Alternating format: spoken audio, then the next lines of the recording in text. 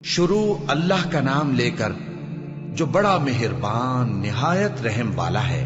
جو چیز آسمانوں میں ہے اور جو چیز زمین میں ہے سب اللہ کی تسبیح کرتی ہے، اسی کی سچی بادشاہی ہے اور اسی کی تعریف ہے، اور وہ ہر چیز پر قادر ہے۔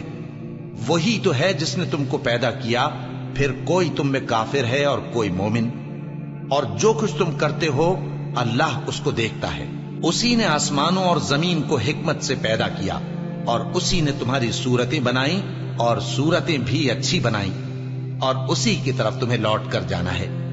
جو کچھ آسمانوں اور زمین میں ہے وہ سب جانتا ہے، اور جو کچھ تم چھپا کر کرتے ہو اور جو کھلم کھلا کرتے ہو اس سے بھی آگاہ ہے، اور اللہ دلوں کے بھیدوں تک سے واقف ہے۔ کیا تم کو ان لوگوں کے حال کی خبر نہیں پہنچی جو پہلے کافر ہوئے تھے؟ تو انہوں نے اپنی کرتوت کی سزا کا مزہ چکھ لیا، اور ابھی دکھ دینے والا عذاب اور ہونا ہے۔ یہ اس لیے کہ ان کے پاس پیغمبر کھلی نشانیاں لے کر آتے تو وہ کہتے کہ کیا ایک آدمی ہمیں ہدایت کرے گا؟ تو انہوں نے ان کو نہ مانا اور منہ پھیر لیا، اور اللہ بھی بے نیاز ہو گیا، اور اللہ بے نیاز ہے، لائق حمد و ثنا ہے۔ جو لوگ کافر ہیں ان کا اعتقاد ہے کہ وہ دوبارہ ہرگز نہیں اٹھائے جائیں گے۔ کہہ دو کیوں نہیں؟ میرے پروردگار کی قسم تم ضرور اٹھائے جاؤ گے، پھر جو کام تم کرتے رہے ہو وہ تمہیں بتائے جائیں گے، اور یہ بات اللہ کو آسان ہے۔ تو اللہ پر اور اس کے رسول صلی اللہ علیہ وآلہ وسلم پر اور اس نور یعنی قرآن پر جو ہم نے نازل فرمایا ہے ایمان لاؤ، اور اللہ تمہارے سب اعمال سے خبردار ہے۔ جس دن وہ تم کو اکٹھا کرے گا یعنی حشر کے دن، وہ نقصان اٹھانے کا دن ہے، اور جو شخص اللہ پر ایمان لائے اور نیک عمل کرے وہ اس سے اس کی برائیاں دور کر دے گا، اور جنت کے باغوں میں جن کے نیچے نہریں بہ رہی ہیں داخل کرے گا۔ وہ ہمیشہ ہمیشہ ان میں رہیں گے، یہی بڑی کامیابی ہے۔ اور جنہوں نے کفر کیا اور ہماری آیتوں کو جھٹلایا وہی اہل دوزخ ہیں کہ ہمیشہ اس میں رہیں گے، اور وہ بری جگہ ہے۔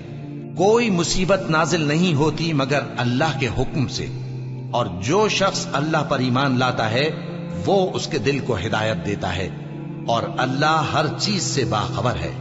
اور اللہ کی اطاعت کرو اور اس کے رسول کی اطاعت کرو، پس اگر تم منہ پھیر لوگے تو ہمارے پیغمبر کے ذمے تو صرف پیغام کا کھول کھول کر پہنچا دینا ہے۔ اللہ جو معبود برحق ہے اس کے سوا کوئی عبادت کے لائق نہیں، تو مومنوں کو چاہیے کہ اللہ ہی پر بھروسہ رکھیں۔ مومنوں، تمہاری بیویوں اور اولاد میں سے بعض تمہارے دشمن بھی ہیں، سو ان سے بچتے رہو، اور اگر معاف کر دو اور درگزر کرو اور بخش دو تو اللہ بھی بخشنے والا ہے، مہربان ہے۔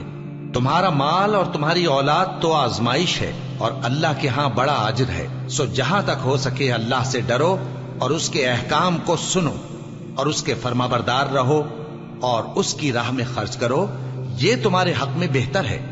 اور جو شخص طبیعت کے بخل سے بچایا گیا تو ایسے ہی لوگ راہ پانے والے ہیں۔ اگر تم اللہ کو نیک نیتی سے قرض دو گے تو وہ تم کو اس کا کئی گنا دے گا، اور تمہارے گناہ بھی معاف کر دے گا، اور اللہ قدر شناس ہے، بردبار ہے، پوشیدہ اور ظاہر کا جاننے والا ہے، غالب ہے، حکمت والا ہے۔